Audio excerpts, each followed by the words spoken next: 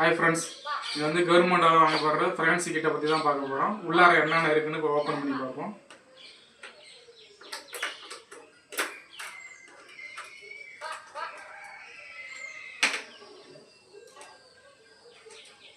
Protein powder, so 2 box வச்சுருக்காங்க. மில்கில் சாப்பிட்டு மில்கில் கலந்து குடிக்கணும். இது ஸோ அயன் டானிக், இதில் வந்து 3 டானிக் இருக்குது. உள்ளார 3 இருக்குது.